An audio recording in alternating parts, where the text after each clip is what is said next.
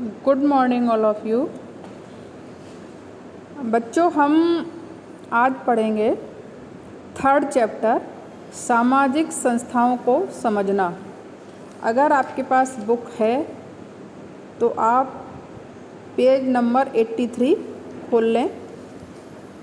सामाजिक संस्थाओं को समझना इस चैप्टर के अंतर्गत हमारा सबसे पहला जो विषय है वो है परिवार।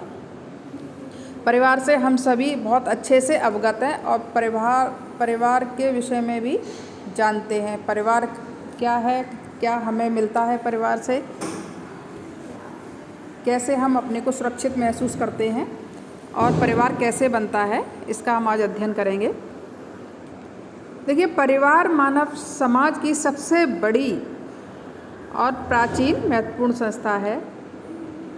परिवार नामक सामाजिक संस्था का अस्तित्व उस काल में भी था जब विवाह जैसी कोई संस्था का विकास नहीं हुआ। विवाह तो बाद में विकास हुआ, परिवार पहले से ही था, क्योंकि जब मनुष्य को ऐसा महसूस हुआ कि परिवार में रहकर सुख सुविधा से रहा जा सकता है, जब उसके दिमाग में विचार आया तो उसी समय से परिवार का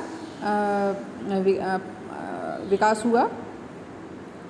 परिवार वह सामाजिक संस्था है जहाँ मनुष्य बच्चे के रूप में जन्म लेता है तथा विभिन्न प्रकार के आश्रय और सुरक्षा सहयोग से वहाँ अपनी जो असहाय अवस्था होती है उससे गुजरता है और अपने को वहाँ बड़ा होते हुए देखता है।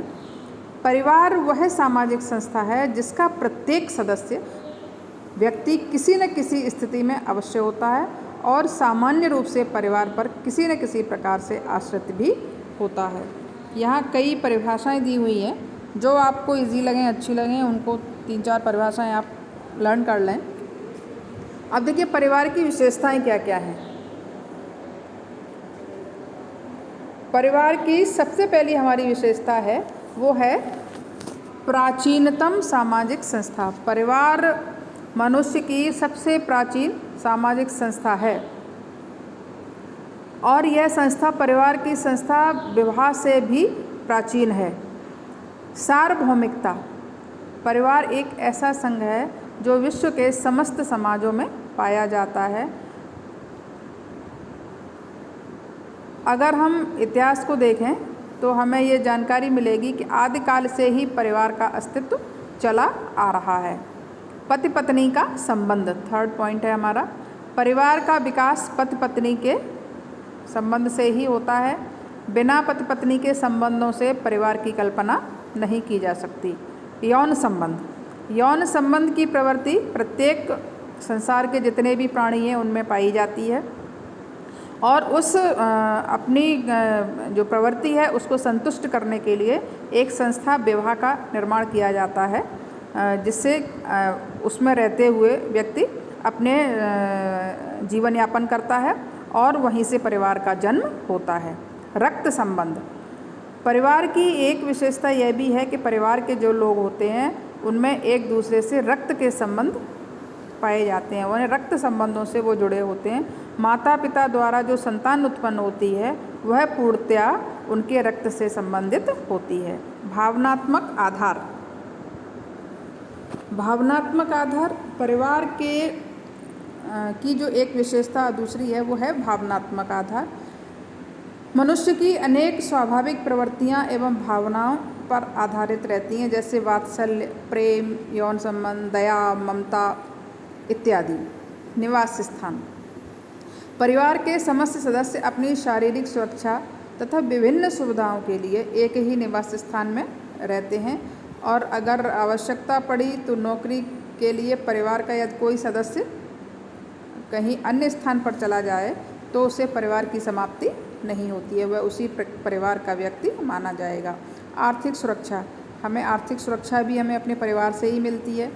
परिवार में श्रम विभाजन के नियमों का पालन होता है, जिसका आधार लिंग तथा आयु। स्त्रियां घर में रहती हैं, वो खाने पीने की व्यवस्था देखती हैं।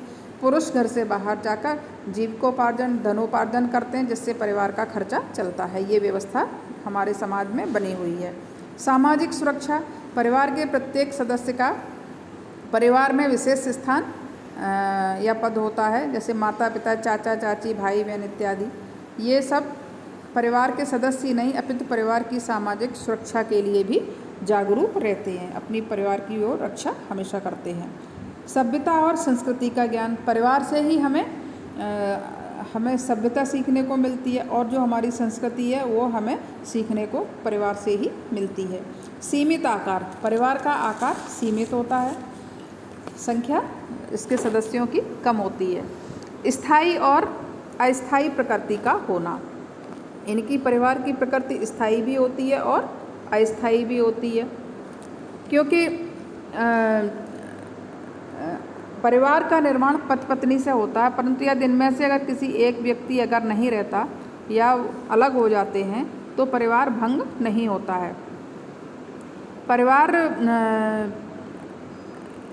इस पर भी संस्था के रूप में परिवार का स्वरूप स्थायी होता है, क्योंकि एक परिवार के भंग हो जाने से परिवार नामक संस्था भंग नहीं होती। विशिष्ट नाम, प्रत्येक परिवार का एक विशेष नाम होता है और उसी नाम के द्वारा उस परिवार को पहचाना जाता है।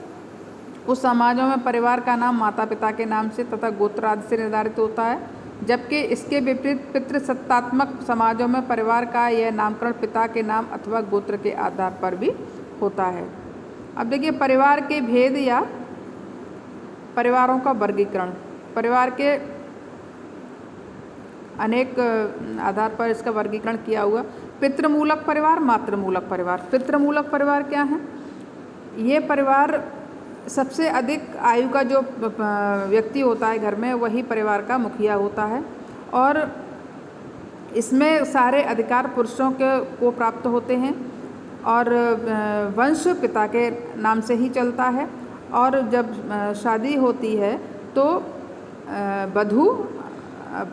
वधू वर के घर आती है और संपत्ति पर अधिकार पुत्र का होता है। हमारे देश में अधिकांश परिवार जो हैं पितृमूलक या पितृसत्तात्मक परिवार ही हैं। मातृमूलक परिवार में क्या होता है? मातृमूलक परिवार में माता परिवार की प्रधान होती है, पितृमूलक में पिता प्रधान होता है और माता मूलक में माता प्रधान होती है। उसके नियंत्रण में ही सारे परिवार के सदस्य रहते हैं। और मातृमूलक परिवार अब हालांकि काफ़ी कम देखने को मिलते हैं। वंश का नाम भी पत्नी तथा स्त्री के नाम से ही चलता है और जब शादी होती है तो वर वधू के घर आता है। जो हमारे समाज में इस तरह के परिवार अब बहुत कम है। भारत में ये मालाबार तथा असम में ही मातृमूलक परिवार पाए जाते हैं और ये मातृस्थानीय भी होते हैं, यानी विवाह के पश्चात लड़का लड़की वालों के घर रहने लगता है। अब देखिए, दूसरे हमारे एक विवाह हैं, वो विवाह प्रणाली के आधार पर भी वर्गीकरण है। एक विवाही परिवार, बहुपत्नी विवाह परिवार, बहुपति विवाह परिवार। एक विवाही परिवार में इसमें केवल एक ही पति एक ही विवाह करता है और उसकी एक ही पत्नी होती है। ईसाइयों और यहूदियों में अतीत काल में इस प्रकार के परिवार पाए जाते थे। बहुपत्नी परिवार, ये परिवार में एक का पुरुष एक से अधिक पत्नियां रखता है, वहाँ बहुपत्नी परिवार कहा जाता है। बहुपति का प्रचलन अब अनेक देशों में पाया जाता था, लेकिन अब ऐसा नहीं है। अब हमारी जो न्यायिक व्यवस्था है इसको मान्यता नहीं देती है। बहुपति परिवार, इसमें क्या होता है, एक ही महिला के कई पति होते हैं और ये वहाँ होता है जहाँ महिलाओं की संख्या कम होती है। तो हमारे देश में ये टोडा और खस जनजाति में इस प्रकार के परिवार पाए जाते हैं। चक्राता में निवास करने वाली खस जनजाति में भी सभी भाइयों की एक ही पत्नी होती है। खासतौर से ये वहीं पर होता है जहाँ स्त्रियों की संख्या कम होती है। संगठन के आधार पर परिवार, एकांकी परिवार, संयुक्त परिवार। एकांकी परिवार जिसमें पति पत्नी और बच्चे रहते हैं। संयुक्त परिवार में पूरी फैमिली रहती है, उसमें कई भाइयों की पत्नियाँ, बच्चे, माँ बाप, दादा दादी सब एक साथ मिलके रहते हैं, चाचा चाची, तो वो संयुक्त परिवार कहे जाते हैं। बच्चों, आज हम इतना ही पढ़ेंगे। इससे आगे नेक्स्ट वीडियो में पढ़ते हैं। Thank you.